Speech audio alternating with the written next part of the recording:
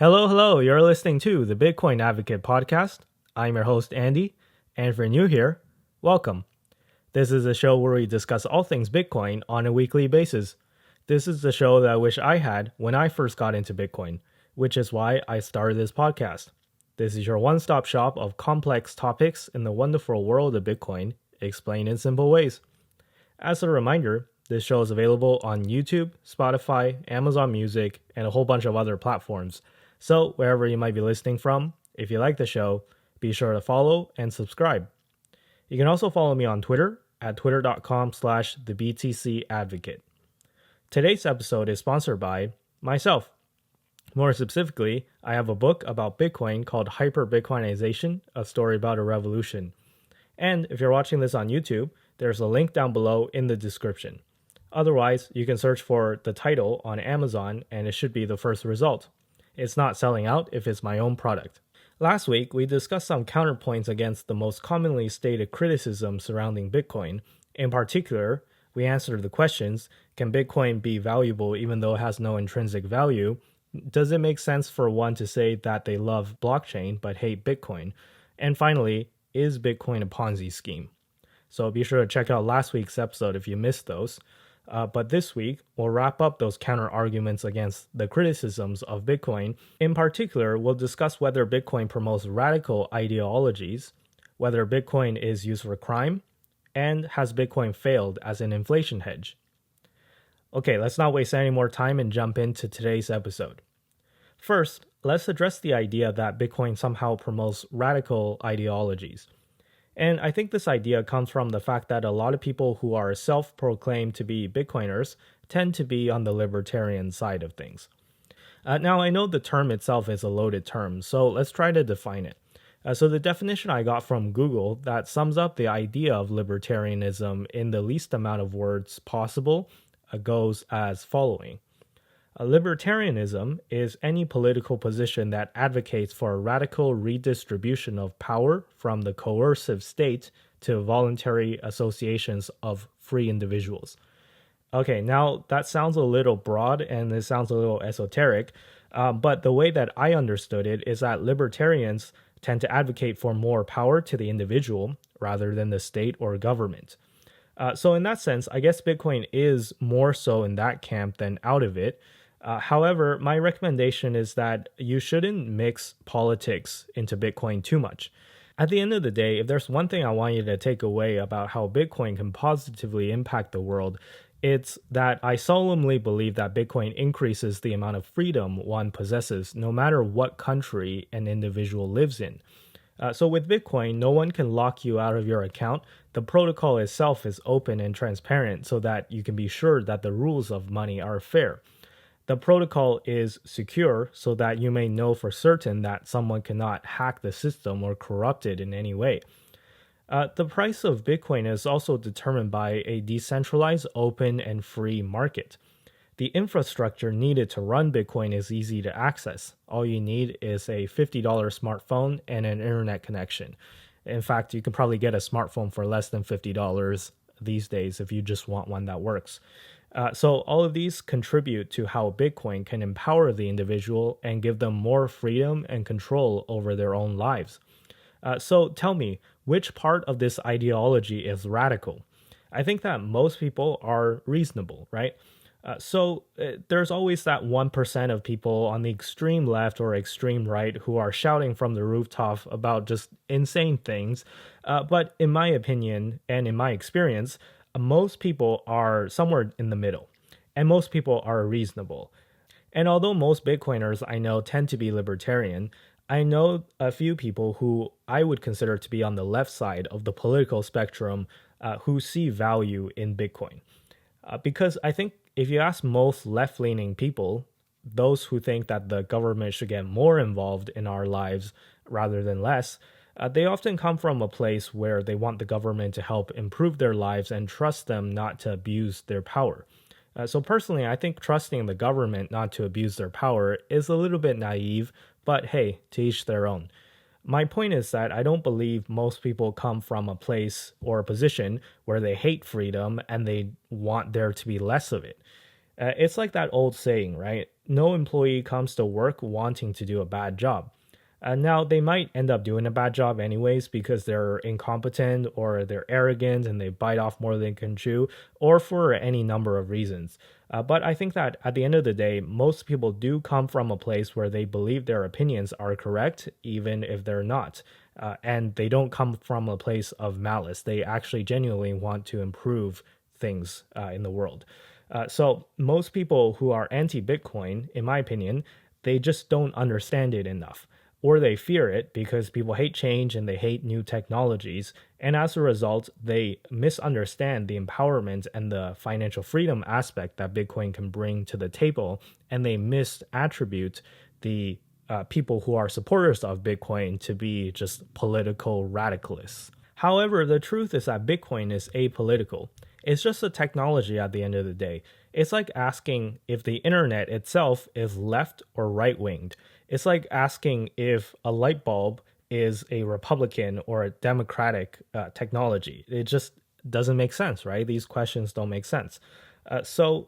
Yeah, that's all I'll say about Bitcoin and radical political ideologies before I get in trouble.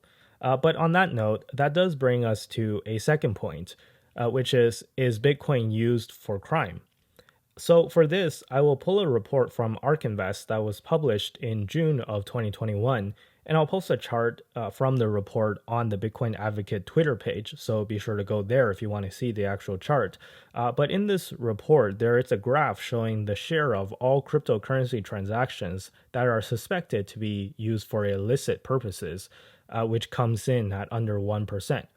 And if you don't believe in that statistic, just think about the problem from the perspective of someone who might be doing crime, right? So from a perspective of a criminal. So pretend you're a criminal and you need to move or hide some amount of money. Would you rather have your money be traceable on an open and transparent ledger where every single transaction you do can be seen or tracked, and every account you use can be monitored? Or would you rather prefer to just take cash, which by itself is not traceable? If you think about it, if you're doing anything illegal, Bitcoin is actually a terrible currency to use. Sure, it can be sent very quickly over the internet, but since it's also so trackable, at any point, a hacker or a criminal, if they make a mistake and send it to the wrong wallet, such that law enforcement has jurisdiction over that wallet, such as an exchange wallet, then the Bitcoin can be found and seized. In May 2021, the Colonial Pipeline Corporation, an American oil pipeline company based in Texas, suffered a massive ransomware attack. The effects were so devastating that the company was forced to temporarily shut down its operations, which presented a problem for major parts of the northeastern parts of the United States, which relied on the company's pipelines for about 45% of its oil supply. The result of the pipeline shutdown was people rushing to the gas stations to buy fuel in panic, which further exacerbated the shortage, causing the gas stations to also shut down. However, a few months after the Colonial Pipeline attack, 63.7 Bitcoin were successfully recovered by the FBI. It has been speculated that this was only possible because the hacker had accidentally moved the Bitcoin to a centralized exchange, so exactly the scenario that I just described earlier. But whatever the means of recovering the Bitcoin, it doesn't really matter. The point is that it was only possible for authorities to recover the funds because of the traceability and open nature of the Bitcoin blockchain. Had the hacker got the ransom in cash, most likely the funds would have been irrecoverable. As it happens to be the case that in almost every instance where Bitcoin is compared to fiat cash is always better suited to crime since it is harder to trace. So this idea that Bitcoin is only used for crime doesn't actually make sense if you just thought about it for a few moments, since those trying to transact for illicit purposes would prefer their activities to remain off the books and away from the prying eyes of authorities and the public. Okay, so that's all I have to say to that one. Lastly, let's talk about the last question, which is, has Bitcoin failed as an inflation hedge? So by now, I'm sure that those of you who are inclined to listen to a podcast about Bitcoin are very familiar with the topic of inflation, since it's been top of mind for all of us for the past 2 to 3 years or so. And whenever inflation moves up, Bitcoin goes down. It is at this moment that the Bitcoin critics would jump out of the woodwork and claim that Bitcoin has failed as an inflation hedge, since the popular narrative is that Bitcoin guards against inflation, which is also what I've been saying on this show now for a while. So, how can I possibly be right when it looks like the exact opposite has been true? Whenever inflation goes up, Bitcoin goes down, and if inflation goes down, Bitcoin goes up, which is the opposite of what we want, right? So let me address this. First of all, it is important to note that there are different definitions for inflation. In the mainstream media, we define inflation as a general rise in the price of goods and services. So this definition works well if you're a journalist trying to write a news article about it, but I would argue that it doesn't go deep enough. Sure, inflation is a general rise in the price of goods and services, and I'm not saying that this definition is necessarily wrong, but did anyone stop to think about what's causing the rise of the prices of goods and services? If you begin asking these questions, you'll find that one of the major contributors, and I would argue the main contributor as to why prices are going up, is the expansion of the money supply. So I went through this example in a previous episode, so sorry if you're hearing about this again, but I think it's important to repeat this analogy again here. So say if there's an island with 100 people and 100 coconuts, and say if each person had $1. So there's $100 in total that's evenly distributed among the 100 people, and pretend that the only thing you can buy and sell on this island is coconuts. Now I show up and I give everyone another $1 bill. So now there's still only 100 people. I'm not counting myself as part of this. I just show up and then I leave. And there's still 100 coconuts. So I haven't brought any coconuts with me. But the only difference is now, though, that each person has $2 instead of $1, i.e., the total money supply on the island is now $200. So under this circumstance, what do you think happens to the price of the coconuts? Well, the price would go up, right? Each coconut would now be $2. So the numbers have changed, but I haven't really changed anything in reality because it's not like everyone is richer because the amount of coconuts are the same. So in other words, if I increase the money supply without increasing the amount of goods and services available in the economy, then the prices are just going to go up. In other words, expansion of the money supply is the root cause of inflation. So Bitcoin is meant to guard against the expansion of the money supply. How, you might be asking? Well, recall that Bitcoin is limited to 21 million.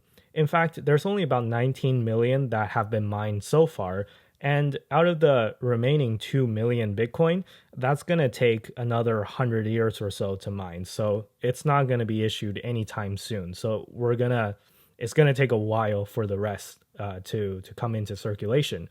And also, you should factor in the fact that a lot of Bitcoin has been lost because people accidentally sent it to the wrong address or they lost their seed phrase or whatever. So after all this, it is estimated that there are only about 14 million Bitcoin that are available currently. So that means that this number is incredibly small, right? It's incredibly scarce. There's 8 billion of us on this planet, and there's only 14 million Bitcoin. There is also the issuance schedule, meaning that the amount of Bitcoin that can be issued, that issuance schedule is what's called deterministic. In other words, we know exactly how much Bitcoin, how many new Bitcoins is going to come into the system. So right now it's 6.25 BTC per block, and each block takes on average about 10 minutes. And after the next halving in 2024, it's going to be 3.125 Bitcoin per block. So all this is to say that Bitcoin cannot experience an explosion in supply the same way that fiat money does, because fiat money is backed by nothing except verbal promises from politicians. So the money supply of fiat can be increased at will by the central bank, which again causes inflation. And central banks will always have an incentive to increase the money supply because out of all the major developed countries in the world, like the US, Canada, Eurozone, Japan, they're all heavily in debt. They need to print money to pay off the debt, otherwise they would have to either raise taxes or default on their debt. Raising taxes only works up until a certain point because you can only tax the rich so much before they just leave because, they're rich and they have the means to move somewhere else if they wanted to.